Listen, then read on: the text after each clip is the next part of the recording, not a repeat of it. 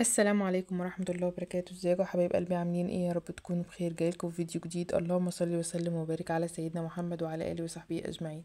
حبايب قلبي ام بيسان، قبل ما نبدا الفيديو اللي لسه مش مشترك في القناه ينزل يشترك في القناه ويفعل زر الجرس عشان يوصله كل فيديو جديد انا بعمله، وكمان تحطوا لي اللايك اللي بيشجعني ان اعمل لكم فيديوهات، وكمان تكتبوا لي كومنتات كتير قوي حلوه وتعرفوني يعني ان الفيديوهات بتعجبكم او لا، وان شاء الله يعني تبقى بتعجبكم باذن الله. طبعا يا جماعة هنعمل النهاردة روتين في المطبخ. انتوا شايفين المطبخ كان متبهدل ازاي؟ طبعا الفيديو ده انا بعمله لكم ساعة ما رجعت الشقة على طول، يعني اول حاجة بدأت فيها اول ما رجعت الشقة هو المطبخ، لان زي ما انتوا شايفين المطبخ كان متبهدل خالص، وكان في كمية مواعين انا بتهيألي كانت الظرف كلها نازلة عشان تتغسل. كان في كمية مواعين غير ممكنة، ويعني انا حبيت حتى ايه اللي هو إيه، حتى لو حاجات نضيفة محطوطة على الرخامة انا خدتها علشان اغسلها. مش عارفة، بس حسيت ان انا عايزة اغسل كل المطبخ يعني. لو كنت قدرت او كانت بسام مساعداني ان انا اعمل كده كنت نزلت كل اللي في الظرف وغسلته من الاول. هو كان نضيف وكل حاجة، بس كان فيه بقى كمية تراب كتيرة جدا وكده، انا ما كنتش حابة يعني ان ايه اسيب يعني كل حاجة، فقلت اغسل كله بالمرة. جيت انا بقى كان محمد جايب لي كلور ففضيته كلور يعني سايب، ففضيته في بتاع الكلور.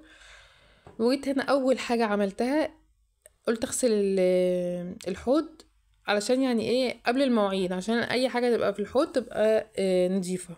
انا بحب كده يا جماعة، بحب الحوض يبقى نضيف. الحوض بالنسبة لي طالما نضيف يبقى ايه كل حاجة سهلة بعد كده. فغسلته كويس جدا لان الحوض فعلا ما كانش نضيف خالص. غسلته بالكلور بقى، كترت كلور يعني ايه.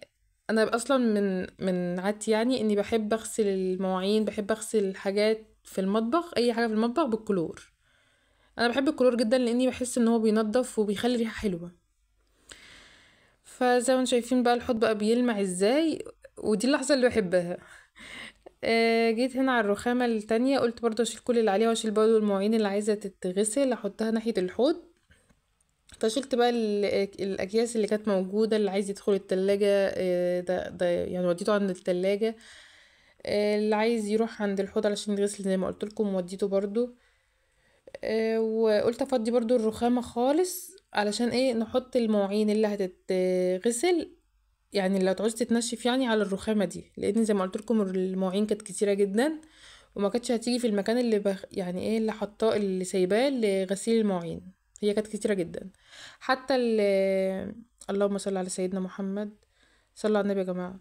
حتى الحامل بتاع المعالق اللي كان موجود انا شلته كله، مع انه برضه كان نضيف، بس شلته كله وقلت اغسله من الاول عشان كان عليه تراب كتير جدا، واحنا اكيد مش هناكل في يعني بالمعالق او بالشوك وهي عليها تراب كده.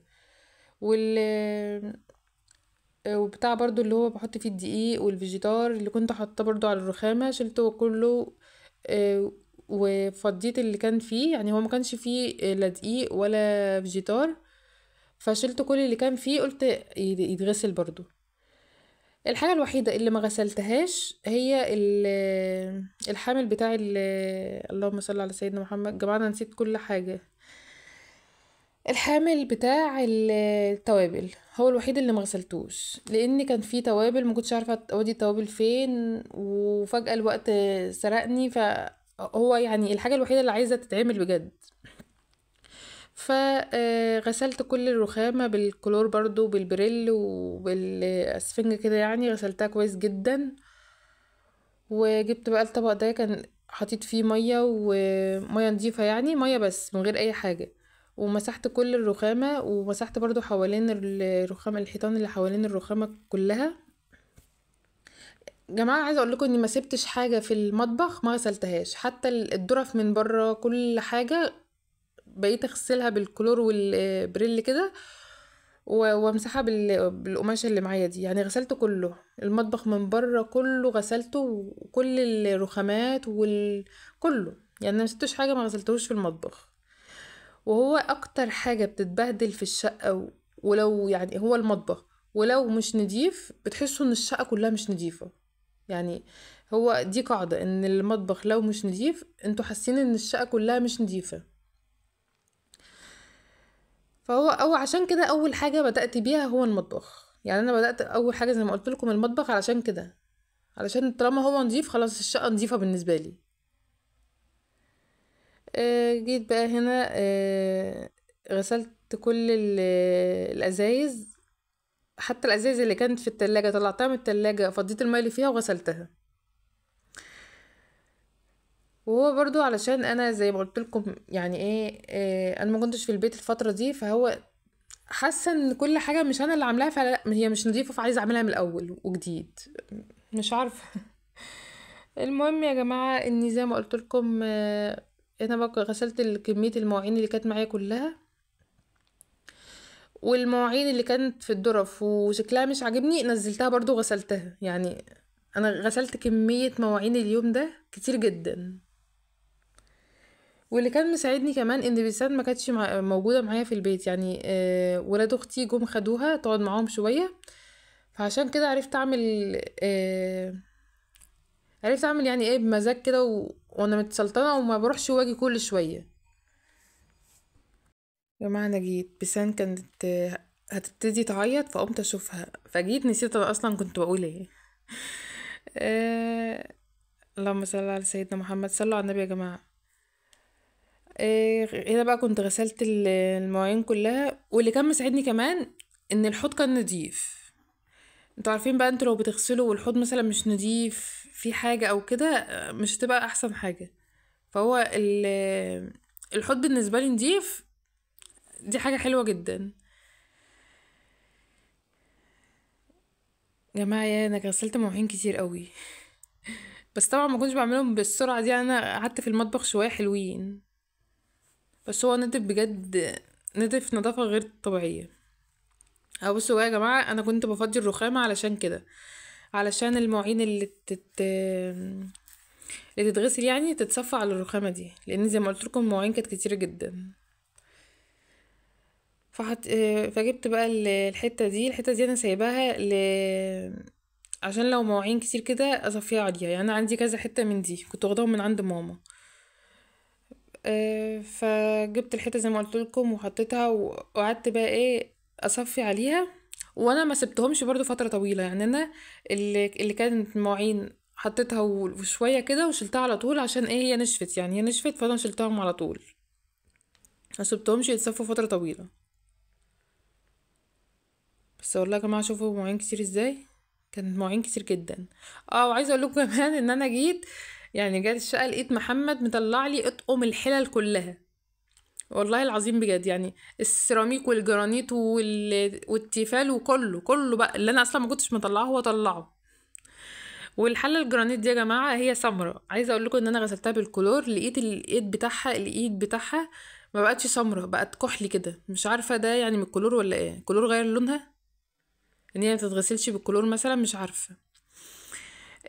كنت هنا بقى خلصت المواعين كلها وجيت بقى على البوتاجاز. بصوا يا جماعه منظر البوتاجاز كان وحش جدا، مش عارف، انا عمري ما سبت بوتاجازي كده. مش عارفه، كان عليه لبن مكبوب، كان عليه حاجات كتير جدا، وما كانوش عايزين يطلعوا خالص، لدرجه ان انا كنت اعملهم بالاسفنجه ما نفعش، فرحت جبت السلكه اللي هي بتبقى خشنه دي. وال والباور ده كان عندي، بس هي ايه اللي بنرش منها كده مش عارفه باظت، مش راضيه ترش خالص خالص، يعني هي جت عندي بقى وخلاص. فانا كبيت كده شويه منها على البوتاجاز، بس برضو البوتاجاز كان عايز يعني ايه يدعي جامد جدا، لان زي ما قلت لكم كان الدهان لازق فيه ومش راضي يطلع خالص خالص. انا يا جماعه في العادي ان انا ما بسيبش البوتاجاز كده خالص، انا بعد كل اكله لازم اغسله، لازم يتغسل. وجنب البوتاجاز يعني برضو ايه، البوتاجاز وجنب البوتاجاز الحيطه اللي هي جنب البوتاجاز دي لازم برضو تتغسل بعد كل اكله، عشان الدهان لو اتراكم عليها يبقى صعب جدا ان هو يطلع.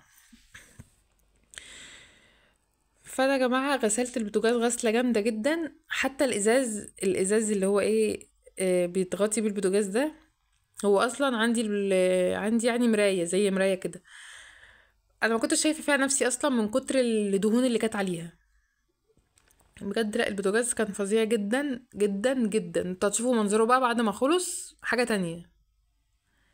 يعني انا برافو عليا بجد والله، انت لازم تنزلوا في الكومنتات تقولوا لي عاش يا ام بيسان على العظمه اللي انت عملتيها في المطبخ. او زي ما قلت لكم برضو، جيت جنب الحته اللي هي بتبقى جنب البوتاجاز دي، جبت السلكه برضو غسلتها كويس جدا. بس انا للاسف كان برضو السلكه عندي عملت بيه حاجات كتير يعني، فكان خلص.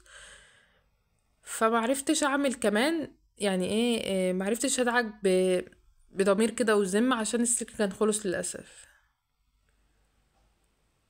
فباذن الله باذن الله هجيب سلك تاني وهعمل برضو الحته دي كويس جدا، عشان الدهون كلها بتيجي على الحته دي بالذات اللي هي جنب البوتاجاز دي.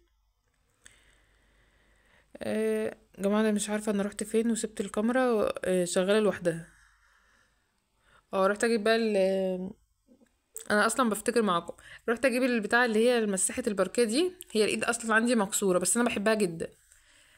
انتوا عارفين هي حتى لو مشيتوها على الحيطه كده من غير اي حاجه هي بتشيل الدهون، والله العظيم حلوه جدا جدا جدا. بس انا للاسف الايد عندي مكسوره زي ما قلت لكم، فعايزه باذن الله لما انزل اجيب لي واحده ان شاء الله. جيت هنا برضو التلاجة ما كانتش مترتبه خالص وكانت وحشه جدا وكانت عايزه تتغسل فشلت كل اللي كان فيها، وشلت برضو الجبن وفضيتهم في حفاظات. بس انا للاسف كنت مفكره ان التليفون بيصور وهو طلع اصلا فاصل شحن اصلا.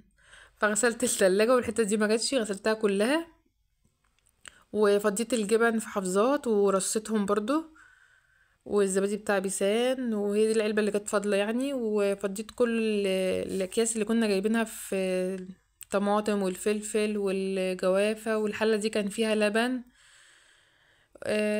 يعني ايه، ظبطت التلاجة خالص. انا بحب بقى المنظر ده في التلاجة بجد. والسكر يا جماعة انا بعينه في التلاجة عشان النملة عندي مش يعني ايه، واخد الاخضر واليابس، هو مش مخلي حاجة من غير ما يمشي عليها ولا يجي فيها. فعشان كده انا بعين السكر في التلاجة. هنا بقى الرفوف اللي هي بتاعت الديكورات دي، انا للاسف برضو ما عنديش ديكورات حلوة يعني. انا عايزة برضو منزل ان شاء الله اجيب ديكورات حلوة كده احطهم في الرفوف دي. هي كانت جماعة شايفين منظر التراب كان عامل ازاي، كان كتير جدا. اهو بقى يا جماعة المطبخ كله من بره كان بمنظر التراب ده، عشان كده انا غسلت المطبخ كله من بره. عايزه اقول لكم برضو ان هي دلوقتي كان تاني يوم يعني، انا ما كملتش المطبخ كله في يوم لانه هو بجد كان متعب جدا. كان اكتر حاجه تعبتني في الشقه كلها هو المطبخ. هي طبعا الشقه كلها تعبتني بجد لان الشقه كلها كانت متطربه وكلها كانت عايزه ترويق عميق جدا. بس هو المطبخ يعني ايه بزياده شويتين تلاتة كده. شلت برضو الفرن ده. انا عايزه اقول لكم ان الفرن ده والله العظيم من يوم ما اتجوزت ما شغلته لغايه دلوقتي. انا نفسي استخدمه والله، نفسي استخدمه بجد. بس انا حاسه ان هو عادي يعني، فرن البوتاجاز ينفع عنه عادي. فشلت برضو مسحت كل التراب اللي كان عليه، ومسحت التراب اللي هو بيتحط يعني المكان اللي هو بيتحط فيه، مسحت التراب كله. اللهم صل على سيدنا محمد. يا جماعه والله هو الضمان بتاعه لسه جواه يعني، هو اصلا ما اشتغلش لغايه دلوقتي. يا جماعه زي ما قلت لكم ان احنا دلوقتي كنا تاني يوم. بس أنا مش عارفه مفكره الفرشه دي بتاع شعرها. حتى التربو مسحته برضو كله من بره لانه برضو هو كان مترب جدا. والباسكت ده دخلته الحمام علشان يتغسل برضو. يعني انا غسلت كل حاجه يا جماعه والله في المطبخ انا غسلتها. والتلاجة برضو من بره لمعتها من بره برضو. وحطيت بقى كالعادة يا جماعة اللي انتم متعودين ان انا بمسح بيه الاكسجين على الارض. وقعدت برضو ادعك في الارض كده شوية جامد كتير لان برضو كان فيها حاجات لازقة في الارض ما كانتش راضية تطلع خالص. فعملتها بالمقش شوية كده وبعدين مسحت الارض مسحت الارض يعني.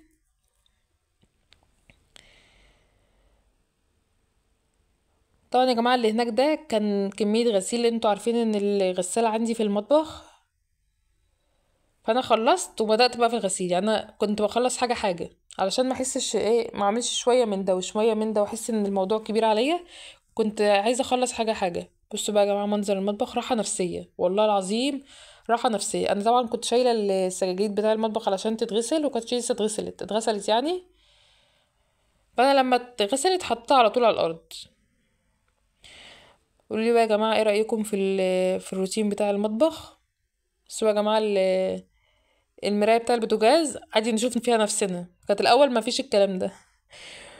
زي ما قلت لكم يا جماعه، قولوا لي ايه رايكم في المطبخ، ولو عجبكم الروتين تنزلوا تشتركوا في القناه وتفعلوا زر الجرس عشان يوصلكم كل روتين جديد انا بعمله. كمان تحطوا لي لايك للفيديو وتكتبوا لي كومنتات كتير قوي حلوه، وتشجعوني يا جماعه في الكومنتات.